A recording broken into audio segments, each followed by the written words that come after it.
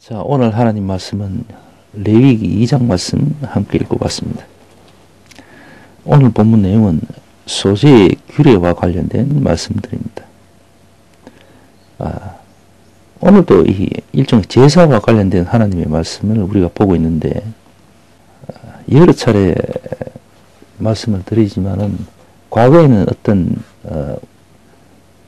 믿음의 자녀가 일정 부분의 어떤 예물을 통해서 그것을 하나님께 드림으로 어떤 믿음의 행위들을 했던 거죠. 그러니까 하나님께 정성을 들여서 또 혹은 어떠한 일종의 헌신을 통해서 하나님께 믿음의 행위들을 이제 보여드리는 거죠.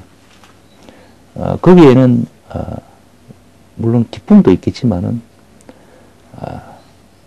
일종의 약간의 어떤 아픔이랄까 또는 아쉬움도 물론 포함되겠죠, 그죠? 늘 즐거울 수만 없겠죠. 그러나 그런 것들을 통하여서 이제 하나님께 자신의 어떤 믿음을 보여드리는 거죠. 하나님, 제가 이렇게 아버지께 헌신과 사랑과 또 이런 것들을 보여드리겠습니다 하면서 하나님께 이제 제사를 드리는 거죠. 그러나 지금 신약시대 오늘날 같은 경우에는 사실은 물론 어떤 헌신의 예물도 중요하겠지만은 그것보다는 우리 예수님을 통한 믿음의 행위들, 또 예수님이 그렇게 강조한 사랑의 어떤 행위들, 또 다른 헌신과 어떤 노력들, 그런 것들을 이제 우리가 지켜나가고 힘쓰므로 인해서 스스로가 이제 발견하게 되겠죠. 자신이 정말 믿음의 사람으로서 합당한 행위를 하고 사는가 아닌가를, 그죠? 그것이 이제 굳이 말하자면 과거 구약 때와 오늘날 신약 때의 어떤 차이점이라고 할 수 있겠습니다. 어쨌든 구약 때에도 마찬가지고 오늘날 신약 때에도 사실은 마찬가지인 것 같습니다. 본질적으로 우리는 어떤 행위를 통하여서 하나님께 어떤 믿음의 어떤 자신의 모습들을 이제 보여드리고, 또 그럼으로 인해서 인정받고 싶어 하는 어떤 그런 습성들이 있죠.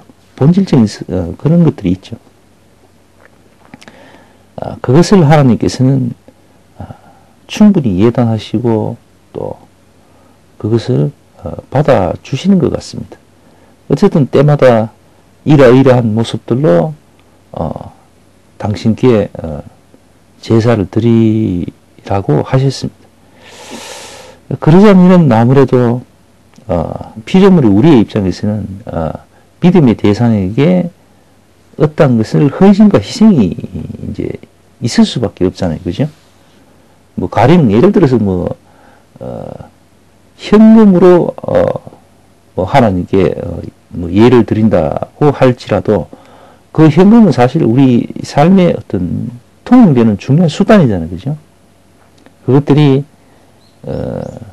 그 금액에 따라서 우리에게 어떠한 필요나 어떤 편리를 제공해 주기도 합니다. 그래서 그것을 이제 하나님께 드리는 거잖아요. 근데 이제 그게 하나님은 그걸 받아 쓰시진 않지만은 그 예물들이 이런저런 이유로 이제 쓰이게 되겠지요. 어쨌든 그러한 어떤 헌신과 희생은 불가피합니다. 이 제사를 드림에 있어서. 또 그도 아니라 영적인 어떤 부분으로 우리가 이해를 해도 마찬가지입니다. 정말 하나님의 말씀, 예수님의 말씀처럼 이웃을 내 몸과 같이 사랑하고 또 약자들에게 도움을 주고 또 병든 자들을 위해서 기도하는 이런 부분조차도 사실은 우리의 노력이 사실은 수반되거든요. 물론 즐거운 마음에서도 물론 할 수는 있겠지만은, 그러나 사람이 항상 좋을 수만 없잖아요. 그럼에도 불구하고 우리가 예수님의 말씀을 쫓아 살아야 되기 때문에 힘겹게 우리의 노력도 필요하다는 거죠. 다분히 그렇게 될 수밖에 없고, 그죠? 그것 또한 어떤 헌신과 희생이 뭐 다른 거라고 볼 수 있는 거잖아요. 그런 맥락에서 봤을 때에 그런 것들이 이제 결합이 돼야만이 이 어떤 목표에 도달하지 않나라는 생각을 해봅니다. 근데 하나님 말씀을 오늘 이 말씀을 보면서 이제 우리나라에 지금 아주 심각한 문제에 당면에 있다는 것을 이제 우리 모두는 지금 잘 알고 있습니다. 이웃나라 일본이 우리에게 또다시 경제 침략을 감행을 했습니다. 저는 이걸 침략으로 판단을 하고 있는데요. 과거에는 외교적으로나 군사적으로 이렇게 우리나라를 여러 차례 침략을 했죠. 그죠? 그런데 현실적으로 요즘 와서는 이제 그런 군사적인 침략은 사실 일본으로서는 어렵죠. 여러 가지 상황상, 조건상, 뭐 군사적인 침략은 어렵습니다. 전쟁을 일으키긴 하기는 어렵습니다. 그것 때문에 그랬는지 몰라도 경제적으로 수출 규제라는 어떤 아주 대단한 무기를 들고 우리에게 일격을 가했습니다. 그리고 차후에도 지금 계속해서 이제 더 크게 공격을 하려고 지금 하고 있습니다. 그런데 이제 이런 상황에서 일부 언론과 그 일부 한 야당 정치인들이 현 정부를 이제 비판하고 또 무슨 뜻에서 그런 행위들을 하는지 모르겠습니다만 어쨌든 문재인 정부를 이제 굉장히 참 곤혹스럽게 만들고 있습니다. 그게 사실은 그들은 문재인 정부를 향해서 이제 그렇게 저항을 한다라고 이제 말은 하고 있지만 사실 이 정부가 무능 정부로 규정이 되고 망하게 되면은 그것은 곧 이 나라가 망한다는 사실을 그들은 분명히 알 건데 그럼에도 불구하고 이제 자기들이 어떤 집권을 위해서는 우리나라가 좀 망해도 된다라는 그런 생각을 갖고 있는 것 같아요. 그렇지 않고는 이게 이제 이 전반적인 이 상황들이 이 그림이 맞춰지지를 않거든요. 자신들이 집권을 위해서는 이 나라가 조금 후퇴하거나 좀 망해도 될 거라는 그런 생각을 갖고 이제 현 집권 정부를 이제 계속 어렵게 가고 있는 그런 프레임을 짜고 또 그렇게 공격을 하는 것 같아요. 그 덕분에 이제 일본에서는 말도 안 되는 이유를 들고 경제 침략을 했는데도 불구하고 현 제1야당에서 그렇게 이제 자신들을 옹호해 주듯이 이제 막 그렇게 해주니까 또 더군다나 일부 언론에서 보수 언론에서조차도 그렇게 도와주고 있습니다. 일본을 적극 도와주고 있는 것 같아요. 그러다 보니까 일본도 아주 말도 안 되는 짓거리를 하면서도 수시로 이렇게 보수 언론과 또 제1야당이 자신들을 이렇게 옹호해주고 있으니까 그야말로 날개를 단 것 같이 되어버린 그런 상황이 되어버렸습니다. 그러니까 정부는 일본의 침략도 침략이지만은 이 자국 내에 있는 일부 언론과 일부 야당의 어떤 공격들까지도 감내를 해야 되는 겁니다. 그래서 굉장히 좀 어려운 여러 가지 상황들로 지금 꽉꽉 막혀 있는 것 같아요. 그래서 그 보수 언론과 제1야당에서 한다는 얘기는 정부가 무능하다, 외교적으로도 무능하고 모든 면에서 무능하다.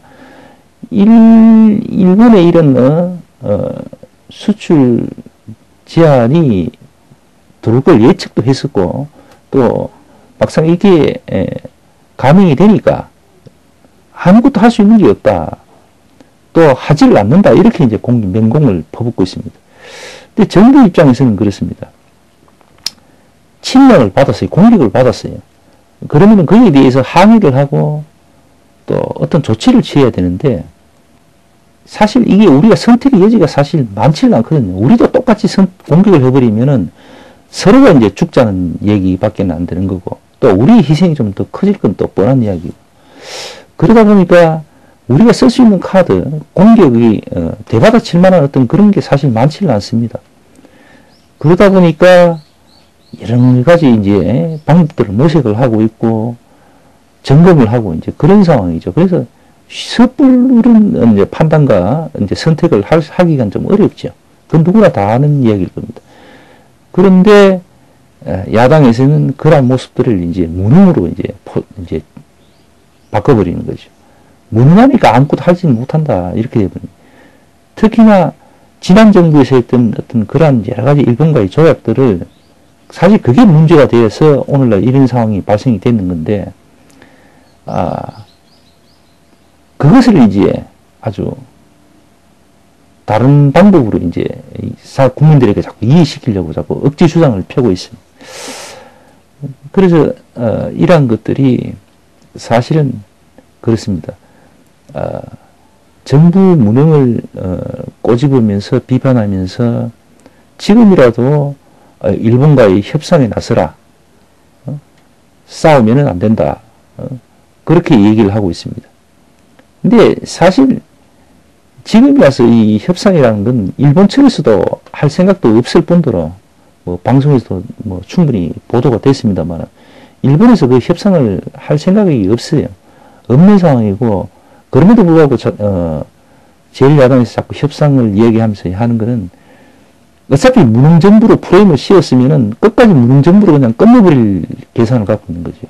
그러니까 협상을 하란 말은 굴욕적인 외교를 하라 이거예요. 굴욕적인 협상을 이제 해서라도 이 상황을 좀 피해보라 이겁니다.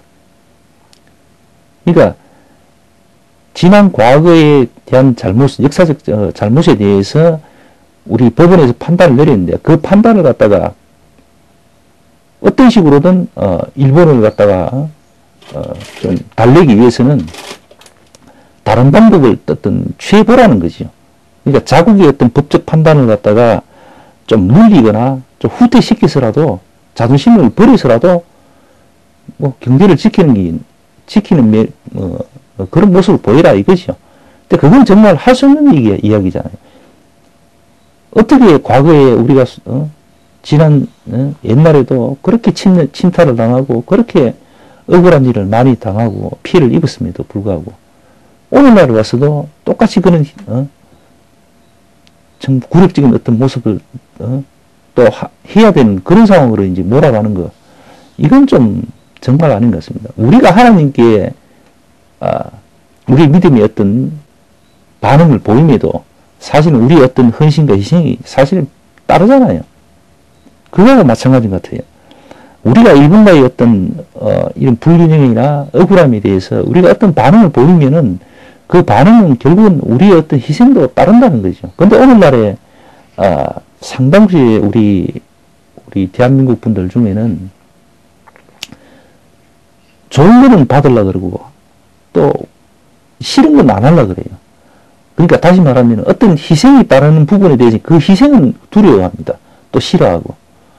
내 좋은 것만 하겠다는 거죠. 내 필요만 챙기고 그에 따르는 어떤 아픔과 희생, 약간의 어떤 그런 거는 안 하려고 그래요. 그건 사실 모순입니다. 그건 정말 말이 안 되는 거죠. 그건 있을 수가 없잖아요. 하나님께 내가 삶의 제사를 드리는 부분에서도 내 희생이 따르는 부분이고요. 어떤 물질적인 어떤 제사를 드림에도 사실 내 희생, 내 아픔은 따르는 겁니다. 그건 어쩔 수가 없는 거잖아요. 그런데도 불구하고 내 희생은 없어야 되고 나는 좋은 건 인정받고 취해야 된다는 그런 아주 이기적인 생각들, 그런 것들을 아직까지도 많은 분들이 갖고 있는 것 같아요. 이건 믿음으로 보나 세상적으로 시각을 봐서도 그렇고 이건 말이 안 되는 이야기입니다. 그래서 앞으로 이 일본의 어떤 경제 침탈이 사실 좀 더 어려운 문제로 보여지기도 합니다. 그나마 다행인 것이 상당수의 국민들이 일본 불매 운동을 지금 하고 있습니다.